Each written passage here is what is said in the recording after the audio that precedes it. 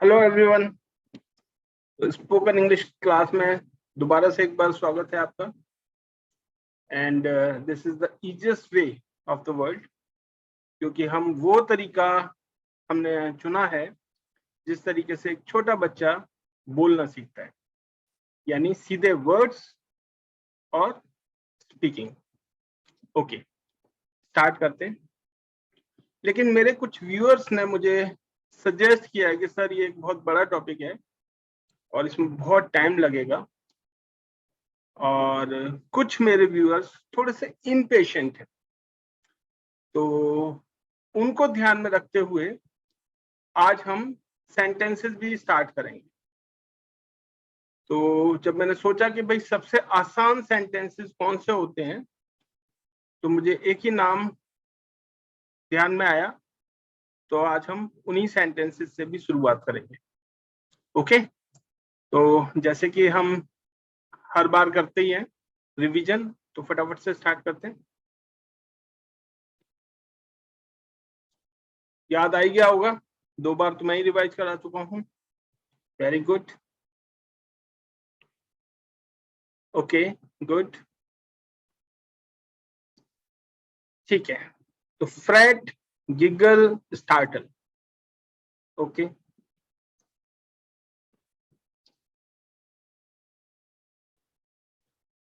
दोस्तों किसी भी लैंग्वेज के लिए जो वोकेबलरी है वो सबसे ज्यादा इम्पोर्टेंट है।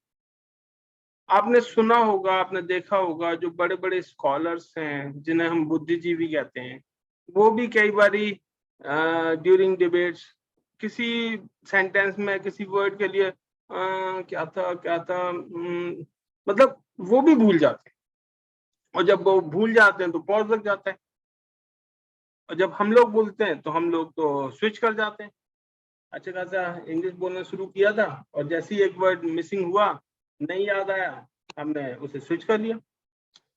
तो इसलिए ये जो वर्ड्स जो मैंने आपको सिखाए हैं, इनको याद रखिए, इनको रिवाइज करते रहिए।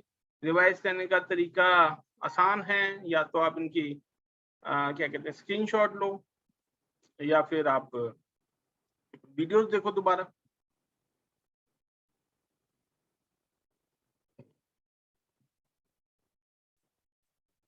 तो अभी तक हमने बहुत सारे वर्ड्स, यानी कि अब हम ये कह सकते हैं कि हमारे पास एक अच्छा खासा कलेक्शन हो चुका है। ओके,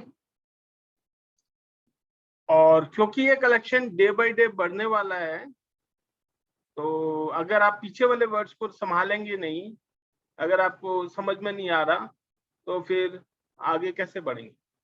ठीक है, तो आज मैं ये वर्ड सिर्फ इसलिए दिखा रहा हूं, मैं खुद नहीं बोल रहा। उसकी उसके पीछे रीजन ये है कि कुछ लोगों का ये तर्क था कि sir only vocabulary is not sufficient, और मैंने उनको बोला था कि नहीं, vocabulary is the only thing. Okay, चलिए, तो जितने भी वर्ड्स मैंने अभी आपको दिखाए वो सारे हमारे पुराने वीडियोस के थे। तो अगर आपको किसी भी वर्ड में कोई भी इश्यू हो तो आप हमारा वो पुराना वीडियो देख सकते हैं। ठीक है, वो सारी एक पूरी कंप्लीट प्लेलिस्ट है, तो आप किसी भी पहले वीडियो पर जाएंगे तो ऑटोमेटिकली सारे वीडियोस आपके सामने खुलने लगेंगे। चलिए ठीक है, अब बात करते हैं मेरे हमारे कुछ ऐसे इम्पेशेंट व्यूअर्स की, जो चाहते हैं कि नहीं नहीं सर, सेंटेंसेस फर्स्ट। ठीक है, तो आज हम करने वाले हैं इंपेरेटिव सेंटेंसेस। ठीक है, ऐसा क्यों? ऐसा इसलिए क्योंकि ये सबसे छोटे सेंटेंसेस होते हैं। Imperative sentences are used to issue a command, instruction, make a request, or offer advice. Basically, they tell people what to do. तो ये सबसे छोटे सेंटेंस होते हैं, ये 2 वर्ड में, 3 वर्ड में भी, 4 वर्ड में बन जाते हैं आराम से। तो इनमें बहुत लंबे वो, क्योंकि सब्जेक्ट होता नहीं, सब्जेक्ट नहीं है तो सब्जेक्ट वर्ब एग्रीमेंट जैसी कोई चीज होती नहीं। हेल्पिंग वर्ब भी नॉर्मली हम यूज करते नहीं इनके साथ, क्योंकि सब्जेक्ट के साथ ही यूज होगी वो तो that is why we are starting from imperative sentences. चलो स्टार्ट करते हैं। अब देखिए ये कंप्लीट सेंटेंस है, कितना छोटा है, पास द सॉल्ट। आसान है। मीनिंग तो बिल्कुल नमक देना। अब आगे से कोई भी चीज आपको चाहिए अपने आसपास से, ठीक है, जो कोई उठा के आपको दे देगा, तो उस केस में आप इसे यूज कर सकते हैं, पास द सॉल्ट। बुक चाहिए तो पास द बुक, पेन चाहिए तो पास द पेन। ठीक है, कोई भी चीज जो आसपास पड़ी है, आसपास है, वहां से उठा के कोई आपको दे दे, तो उसके लिए आप ये छोटा सा सेंटेंस है, आप यूज कर सकते हैं, पास द सॉल्ट। बात समझ आई? ओके। तो यहाँ सॉल्ट को आप रिप्लेस कर सकते हैं किसी भी आर्टिकल के साथ, जो भी आपको चाहिए। अब देखिए दूसरा कितना छोटा सा सेंटेंस है, मूव आउट ऑफ माई वे, मेरे रास्ते से हट जाओ। ठीक है, इसके यहाँ पे मतलब ये है कि कोई आपके काम में किसी तरीके की अड़चन पैदा कर रहा है, ये उस केस में है। ठीक है, ये रोड पे रोड खाली कराने वाला नहीं है, ये सेंस जरूरी है। नेक्स्ट देखिए, शट द फ्रंट डोर। ठीक है, जो फ्रंट डोर है उसे बंद करो। अब यहाँ पे डोर की जगह कुछ भी लगाओ जो दिल करे। विंडो बंद करनी है तो शट द विंडो, कार की खिड़की है तो शट दी विंडो, उसे भी विंडो ही बोलते हैं। ठीक है, पीछे का दरवाजा है तो शट द बैक डोर। तो जिसे भी बंद करना है मीन्स टू डोर और विंडो से रिलेटेड, तो अब यहाँ पे हम शट यूज कर सकते हैं। ओके, तो ऐसे छोटे छोटे सेंटेंसेस से हम शुरू कर रहे हैं जो आसानी से बोले जा सकते हैं, और ये स्पेशली उन लोगों के लिए में है जो लोग बिल्कुल भी नहीं बोल पाते, जो लोग इंग्लिश में बिल्कुल भी नहीं बोल पाते, ये उन लोगों के लिए है। हालांकि हमारा सर्कल ज्यादातर उन लोगों का है जो अच्छी खासी इंग्लिश बोलते हैं। ठीक है, तो मेरे जो वर्ड्स हैं वो भी उसी लेवल के होते हैं कि जो उनके लिए हेल्पफुल हो। लेकिन आज मैंने ये जो टॉपिक है, ये जो सेंटेंसेस हैं, ये थोड़े से उन लोगों के लिए हैं जो जिनका कहते हैं ना हाथ ज्यादा टाइट है, इंग्लिश में ज्यादा हाथ टाइट है, वो बिल्कुल ही नहीं बोल पाते। अब देखिए, फाइंड माई लेदर जैकेट। अब अगर आपने कुछ भी ढूंढवाना है तो आप बोल सकते फाइंड माई लेदर जैकेट। कुछ और हो गया तो वो find my hanky, find my wallet, find my pen, जो भी जो ढूंढवाना है बोलो। आगे, बी देयर एट 5। कहते हैं ना भाई 5 बजे तक पक्का वहां पहुंचना, तो ये इसका मतलब वही है, बी देयर एट 5। 5 की जगह 6, 7:30, जो टाइम आपको देना है आप दे सकते।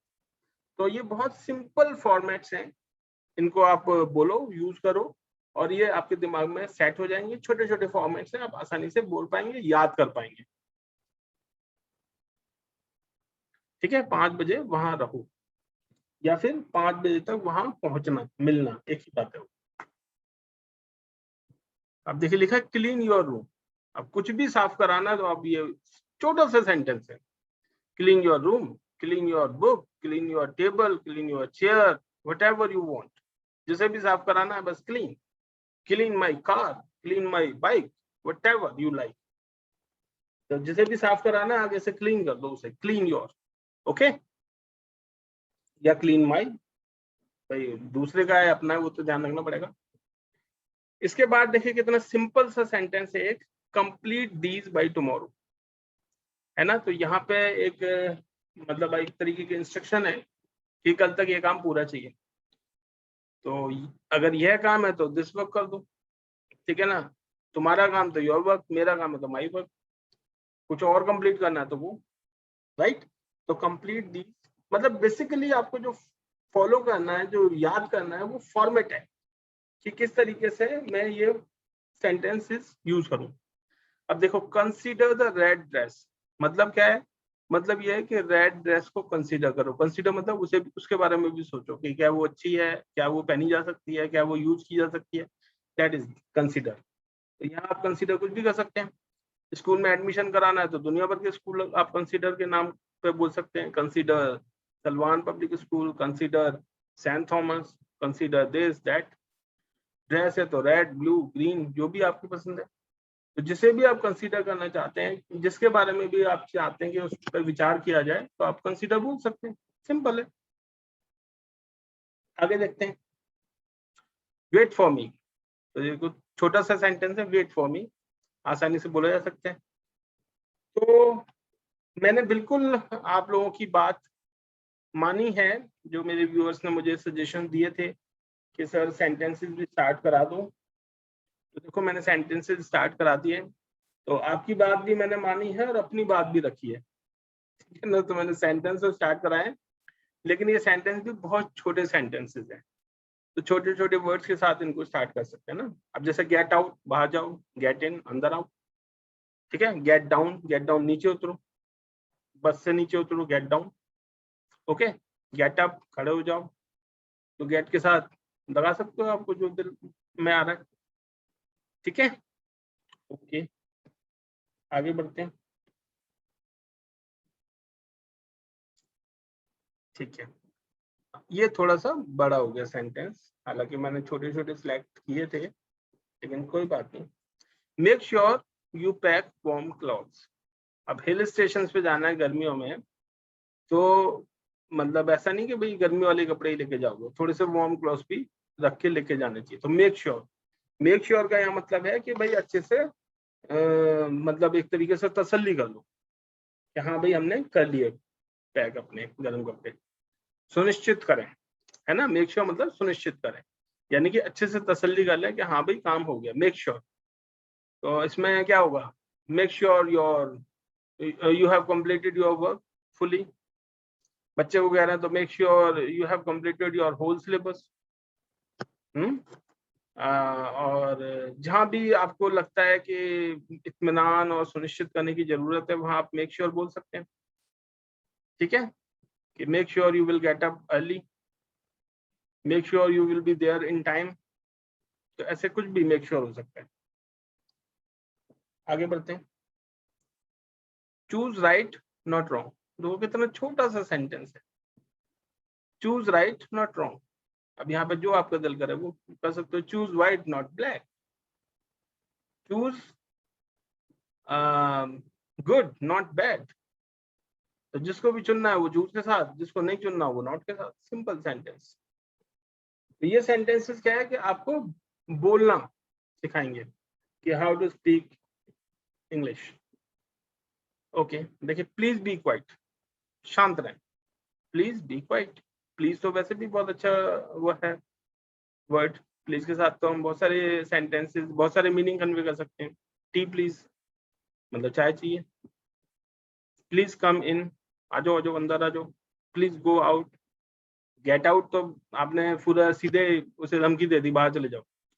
प्लीज गो आउट, थोड़ा सा आपने वहाँ अच्छे वर्ड्स यूज किए बाहर जाने के लिए।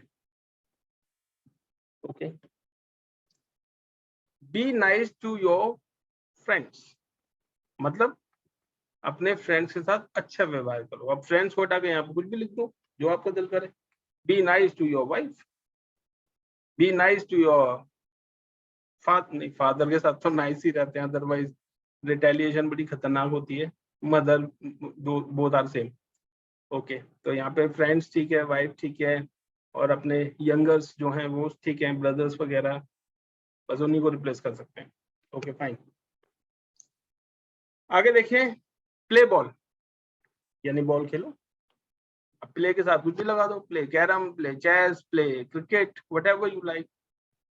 तो ये सिंपल सेंटेंसेस हैं। मैं फिर बता रहा हूँ, ये हम उन लोगों के लिए लेके आए हैं जो लोग बिल्कुल भी इंग्लिश नहीं बोलते, ठीक है, लेकिन बोलना चाहते हैं, तो हम उनकी शुरुआत ऐसे ही कराएंगे।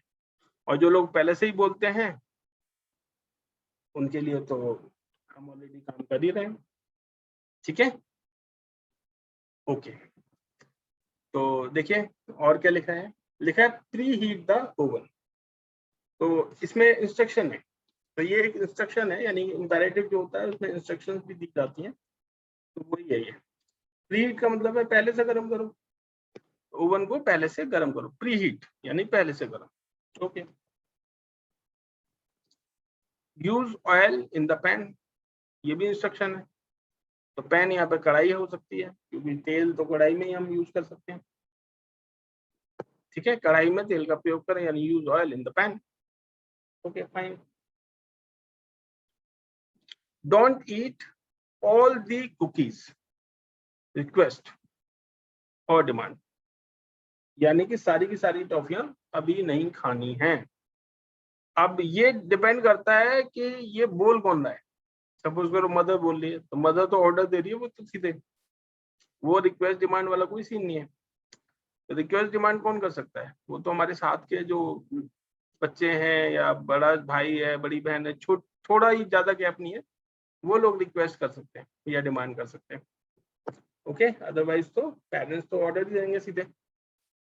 लेकिन ऑर्डर वाले केस में भी ये सेंटेंस ऐसे ही बनेगा, don't eat all the cookies. ठीक है, आगे देखते हैं, stop feeding the dog from the table. ठीक है, तो टेबल से ना खिलाएं कुत्ते को, वो उसके लिए अलग से फूड होता है, अलग तरीके से उसको खिलाया जाता है, तो वो सही तरीका है। अब देखो यहाँ भी अनुरोध या मांग, तो रिक्वेस्ट डिमांड यहाँ पता नहीं क्यों है, ये तो ऑर्डर्स वाली चीजें हैं, ऑर्डर दिए जाते हैं घरों में इस तरीके के, और कोई बड़ा ही दे रहा होता है। चलिए, एक ही बात है, इंग्लिश में इंपैरेटिव सेंटेंस ही बनाना है आपको, चाहे वो ऑर्डर हो, रिक्वेस्ट हो, डिमांड हो। अब देखो एक इनविटेशन है, come out with us tonight. ठीक है, तो रात को हमारे साथ वक्त बिताओ, मतलब ये है ना, आज रात हमारे साथ बाहर आओ, कम आउट। ओके, और क्या हो सकता है? Please join us for dinner. अब देखो ये भी इनविटेशन है कि रात का खाना साथ में खाते हैं। ओके, चलिए और क्या हो सकता है? और देखिए कि ये भी छोटा सा सेंटेंस बन सकता है कि choose the Irish wolfhound not the German shepherd. ये दोनों जो ब्रीड है बेसिकली डॉग की, तो यहाँ पे आपको चूज करने के लिए बोला गया है कि Irish wolfhound can be choose rather than German shepherd. तो उसकी जिन्होंने सजेशन दी है, एडवाइस दी है, उनकी नज़र में जर्मन शेफर्ड उतना अच्छा नहीं होगा। तो ये तो अपनी अपनी चॉइसेस हैं, तो एडवाइस के लिए भी हम इंपेरेटिव ही यूज करेंगे। आगे है wear your gold necklace with that dress, तो ये भी एक एडवाइस। ठीक है, तो अपनी उस पोशाक के साथ अपना सोने का हार पहने, तो ये एक एडवाइस है। ओके, तो ये उन व्यूअर्स के लिए है जो बार बार मुझे कह रहे थे कि सर सेंटेंस स्टार्ट कराओ, तो हमने सेंटेंस स्टार्ट करा दिए हैं। अब हम रेगुलर अपने वीडियो में कुछ ना कुछ सेंटेंस डालेंगे, लेकिन अभी शुरुआत बहुत ही सिंपल सेंटेंसेस से ही करेंगे। ठीक है, अब हम मेन उस पर आ जाते हैं, टॉपिक पे, वोकैबुलरी पे। तो आज के कुछ नए वर्ड्स देखते हैं। देखिए, पहला वर्ड है मिराज। मिराज का नाम तो सुना ही होगा आपने, हमारी जो एयरफोर्स है उसमें है मिराज। लेकिन इसका मीनिंग क्या है? मीनिंग होता है इसका N optical illusion caused by atmospheric conditions, especially the appearance of a sheet of water in a desert or on a hot road caused by the refraction of light from the sky by heated air। कई बार क्या होता है कि हमें पानी नजर आता है रोड पे, जबकि पानी होता ही नहीं, that is called optical illusion. मतलब हमें आंख से नजर आ रहा है कुछ, लेकिन एक्चुअल में वो वहां नहीं है, उसे हम कहते हैं मिराज। तो इसे हम कहते हैं दृष्टि भ्रम, है ना। मतलब आंख से तो नजर आ रहा है लेकिन एक्चुअल में है नहीं। दृष्टि भ्रम हिंदी में वर्ड है, इंग्लिश में हम उसे कहते हैं मिराज। एक अच्छा वर्ड था तो मैंने ले लिया आज के लिए। देखिए एक सेंटेंस देख लेते हैं, mirage is an optical illusion. तो ये तो इन्होंने फैक्ट ही लिख दिया एक सेंटेंस में। एक मृग तृष्णा एक ऑप्टिकल भ्रम है ना। मिराज यानी कि मृग तृष्णा एक ऐसी चीज जो एक्चुअल में एग्जिस्ट नहीं करती लेकिन हमें नजर आती है। एक और सेंटेंस देख लेते हैं और मीनिंग क्लियर होगा। हम बहुत सारे सेंटेंसेस कराते हैं, आपको पता ही है। Perhaps we are just chasing a mirage। Perhaps शायद हम एक मिराज को चेज कर रहे हैं, और मिराज को चेंज करेंगे तो definitely we will not get, क्योंकि ये तो एग्जिस्ट ही नहीं करता ना। The oasis is just a mirage. अब जो ओएसिस है वो एक मिराज है, ठीक है, नखलिस्तान हिंदी में बोलते हैं उसे, सिर्फ एक मृग तृष्णा है। ठीक है, तो ओएसिस को अगर आप रिप्लेस करना चाहें तो आप रिप्लेस कर सकते हैं किसी भी चीज के साथ जो आपको लगता है कि नहीं, this is not fact. He may have seen the continental ice cap raised by mirage। ठीक है, तो कॉन्टिनेंटल आइस कैप उसने देखे रेज्ड बाय मिराज, यानी कि मृग तृष्णा से उठे हुए। उसने मृग तृष्णा द्वारा उठाई गई महाद्वीपीय बर्फ की टोपी देखी होंगी। मतलब उसे नजर आई, लेकिन उसने एक्चुअली वो फैक्ट नहीं था, तो वो एक ऑप्टिकल इल्यूजन की वजह से उसे नजर आया। तो हमारी कोशिश यही रहती है कि हम कुछ ना कुछ नया आपके लिए लेके आए। हालांकि फिर भी ऐसे बहुत सारे हमारे व्यूअर्स हैं जिनके लिए ज्यादातर चीजें जो हम बताते हैं वो पहले से ही उनको पता होती है, यानी कि उनका इंग्लिश में पहले से ही काफी लेवल हाई है। और कुछ लोग हमें हमें सजेस्ट करते हैं, तो हम हमेशा उनको वेलकम करते हैं जो हमें सजेस्ट करते हैं, और हम उसको इम्प्लीमेंट भी करते हैं। सबसे बड़ी चीज ये है। ओके, अब आगे देखिए, the leaders mission will vanish like a mirage. तो जो नेता होते हैं उनके जो मिशन होते हैं वो इलेक्शन से पहले ही होते हैं। इलेक्शन के बाद एक बार इलेक्शन जीत गए, खत्म हो गया। तो वही लिखा है, the leaders mission will vanish like a mirage. तो जैसे मिराज गायब हो जाता है क्योंकि वो तो होता ही नहीं, वैसे ही लीडर्स के मिशन भी होते हैं। ओके, नेक्स्ट वर्ड है हमारा आज का, वो है शैटर। ओके, देखिए क्या होता है ये वर्ब होती है, और क्योंकि वर्ब है तो कई सारी फॉर्म्स अवेलेबल होंगी। मीनिंग है ब्रेक और cause to break suddenly and violently into pieces. जैसे कांच का टूटना, छोटे छोटे छोटे छोटे पीसेस में टूट जाता है, तो दैट इज कॉल्ड शैटर। लेकिन ये वर्ड सिर्फ कांच के टूटने में ही हम यूज नहीं कर सकते, हम इसे बहुत सारी जगह यूज कर सकते हैं, और उनके सबके मीनिंग में आपको क्लियर करता हूँ। देखिए क्या लिखा है, What he said made her shatter। मतलब उसने जो कहा उसकी वजह से वो चूर चूर हो गई, मतलब उसका दिल टूट गया, है ना। अब इसका मतलब ये तो नहीं कि वो कांच की तरह टूट गई होगी, तो थोड़ा सेंस पे जाना है, बिल्कुल वर्ड टू वर्ड मीनिंग पे नहीं जाना। उसने जो कहा उसने उसे चकनाचूर कर दिया। अब चकनाचूर का मतलब ये नहीं कि वो पीसेस में ब्रेक हो गई, इसका मतलब यही है कि उसका दिल टूट गया, बुरी तरीके से हर्ट हुई, राइट।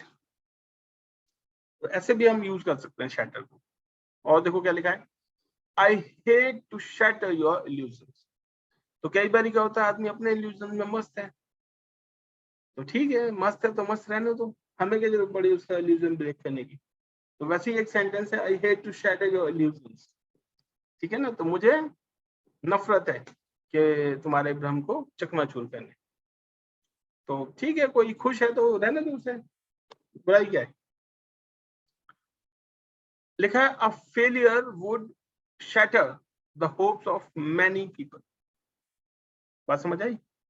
मतलब फेल एक इंसान होता है, लेकिन बहुत सारे लोगों की होप चकनाचूर हो जाती है। अब जैसे मान लो कंपनी का सीईओ फेल हो गया, तो सारे कंपनीज के जो एम्प्लॉइज हैं उनकी होप गई, उनकी फैमिलीज की होप गई, उनके बच्चों की होप गई, है ना। तो a failure would shatter the hopes of many people. तो यहाँ भी हम शैटर को यूज कर सकते हैं, तो अच्छा वर्ड है ना। लेकिन आपको यूज करना आना चाहिए, और यूज करना तभी आएगा आपको जब आप इसे यूज करेंगे, आप ज्यादा से ज्यादा सेंटेंसेस देखेंगे कि how we can use this word in different angles.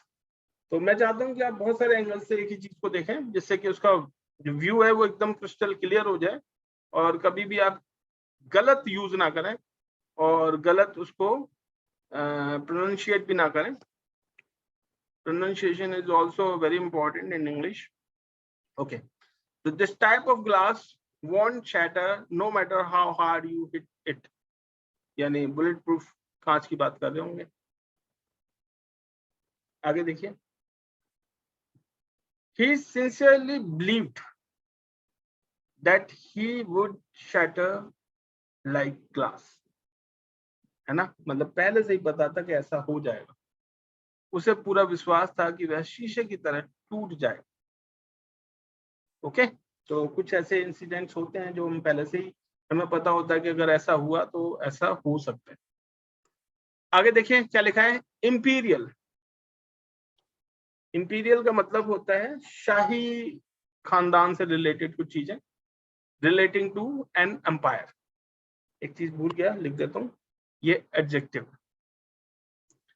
तो एडजेक्टिव तो बताइए आपको, दोबारा बता देते हैं, जो नाउन को या प्रोनाउन को डिस्क्राइब करते हैं। देखिए क्या लिखा है, past imperial glories are hardly relevant to the present day. तो आज की तारीख में जो पास्ट इंपीरियल ग्लोरीज थी, उनको उनका कोई रेलिवेंस नहीं रह गया आज। मतलब आज वो, उन्हें कोई नहीं है याद करता, ना कोई उनके बारे में बात करता, तो they are not relevant. Okay, आगे देखते हैं। The Japanese imperial family patronizes the Japanese Art Association। मतलब ये है कि जो जापान की शाही फैमिली है वो कला संघ का संरक्षण करता है, यानी कि जापानीज आर्ट एसोसिएशन जो है उसकी टेकिंग केयर करता है कि वो सही सलामत रहे। आगे देखिए, the glittering ceremony conjured up images of Russia's imperial past। Glittering यानी चमकती हुई, सेरेमनी, सेरेमनी तो पता ही होगा आपको, रिंग सेरेमनी जैसे। तो शानदार समारोह ने रूस के शाही अतीत की छवियों को सजोया, यानी कि रशिया का भी काफी अच्छा इंपीरियल पास्ट है, कहने का मतलब ये। Okay, the Venetians knew to keep a wary eye on Spanish imperial ambitions. यानी कि यहाँ पे ये दो कंट्रीज के लोग हैं, ठीक है, तो वो बात कर रहे हैं कि वेनेटियन स्पेनिश साम्राज्यवादी महत्वाकांक्षाओं पर सतर्क नजर रखना जानते हैं, ठीक है, वेरी आई। ओके, आगे देखिए, it's time to get out there and lead the imperial army to victory. Okay, तो समय आ गया है, यहां से बाहर जाओ और इंपीरियल आर्मी को लीड करो जीतने के लिए, ठीक है। तो समझ में आया होगा इंपीरियल। ओके, आगे देखते हैं नेक्स्ट वर्ड हमारा। नेक्स्ट वर्ड है वेरीड। अब वेरीड क्या होता है, देखिए ये भी एक एडजेक्टिव है और इसको हम यूज कर सकते हैं incorporating a number of different types of elements showing variation और वैरायटी। तो जहां भी वेरिएशन है, वैरायटी है, बहुत सारे नंबर्स हैं, वहां हम इसे यूज कर सकते हैं। जैसे फॉर एग्जांपल देखो, सेंटेंस से ही एक्चुअल में मीनिंग समझ में आता है, तो that is why we are focusing on sentences basically. He never varied his habits, मतलब उसने अपनी आदतें कभी बदली ही नहीं, तो नो वेरिएशन इन हैबिट्स, उन्होंने अपनी आदतों में कभी बदलाव नहीं।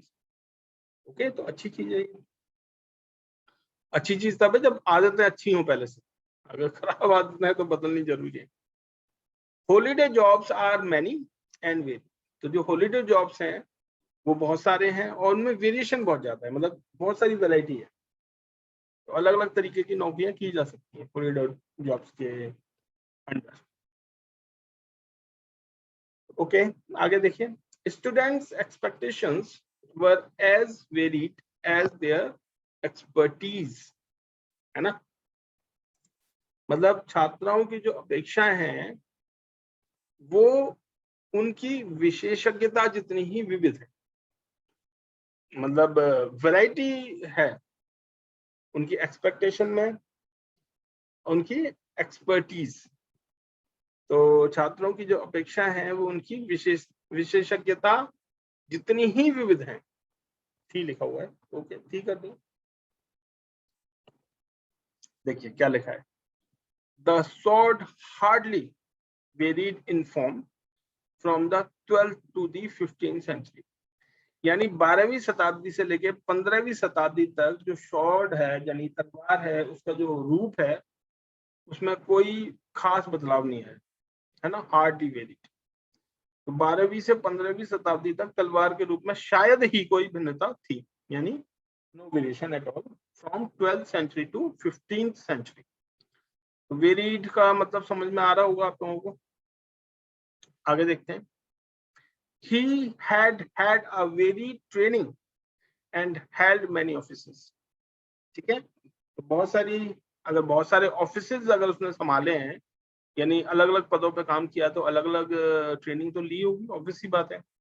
तो उनके पास एक विविध प्रशिक्षण था और उन्होंने कई कार्यालयों का आयोजन किया था। ठीक है, तो थोड़ा सा हिंदी, जब इंग्लिश से हिंदी में बनाते सेंटेंस, तो थोड़ा सा मतलब कई बार प्रॉपर नहीं बन पाता, लेकिन कोशिश हमारी यही रहती है कि हम उसके मीनिंग को पूरी तरीके से आप तक पहुंचा पाए। देखिए क्या लिखा है, इंटीमेटली, मतलब यह है कि in a way that involves detailed knowledge.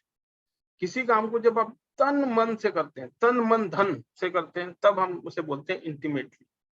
ये एडवर्ब है, क्योंकि ये वर्ब को ही डिस्क्राइब कर रहा है कि जो एक्शन आपने लिया वो किस तरीके से लिया। सेंटेंस देखिए, ही न्यू द टाउन इंटीमेटली। अब आप अपने शहर के हो इंटीमेटली जानते हैं, यानी सब कुछ जानते हैं शहर के बारे में। तो वह कस्बे को अच्छी तरह जानता था। ही न्यू, पास्ट टेंस है। Property and equities are intimately connected in Hong Kong. ये हांगकांग नहीं, ये हर जगह ऐसे ही होता है कि जहां प्रॉपर्टी है वहां इक्विटी है। इक्विटी मतलब पैसा, पैसा है तो प्रॉपर्टी है, प्रॉपर्टी है तो पैसा है, तो ये तो हर जगह ही कनेक्टेड है आपस में। तो संपत्ति और इक्विटी हांगकांग में घनिष्ठ रूप से जुड़े हुए हैं। तो ये हर जगह के लिए, ये ऐसा नहीं है कि हांगकांग में ही होता है। ओके, आगे लिखा है she was intimately involve in the project, है ना। तो ये काम जो मेरे स्टूडेंट्स हैं वो अगर पढ़ाई के लिए कर लें तो वो अच्छा स्कोर कर सकते हैं, है ना। She was intimately involve in the project, वह इस परियोजना में गहराई से शामिल थी। इंटीमेटली मीनिंग आपको अच्छे से समझ में आ रहा होगा। I am intimately acquainted with the state of my bank account. तो ऑब्वियसली सभी जानते हैं, जो बहुत ज्यादा रिच है उनकी बात तो अलग है, उन्हें कई बार नहीं पता होता कि उनके बैंक में कितने पैसे हैं। बट नॉर्मली हम लोगों को तो पता ही होता है कि भाई हमारे खातों में कितने पैसे हैं। तो मैं अपने बैंक खाते की स्थिति से भली भांति परिचित हूँ। Okay, our voices are intimately connected with the way we live our lives. समझ आया? तो हमारा जो जीवन का तरीका है और हमारा जो बोलने का तरीका है, हमारी जो वॉइस है, उसमें गहरा संबंध। हमारा जीवन जीने के तरीके से हमारी आवाज का गहरा संबंध है। तो आपने देखा होगा कि जो रिच होते हैं वो अलग तरीके से बात करते हैं, जो पुअर होते हैं उनकी वॉइसेस अलग तरीके से होती हैं, जो हार्ड वर्कर होते हैं वो अलग तरीके से वॉइसेस होती हैं उनकी, जो स्मार्ट वर्कर्स होते हैं वो अलग तरीके से। तो कहने का मतलब यही हुआ कि जो आवर वॉइसेस हैं are intimately connected with the way we live our lives. Okay, तो हमारे जो 5 वर्ड्स थे वो पूरे हो गए और उनके साथ सेंटेंसेस भी हमने डिस्कस किए। ठीक है, और आज मैं ये नहीं बोलूँगा कि don't forget to subscribe the channel, बल्कि मैं आज बोलूँगा thank you very much for subscribing our channel, क्योंकि हमारा चैनल ऑलमोस्ट 100 तक पहुँच गया।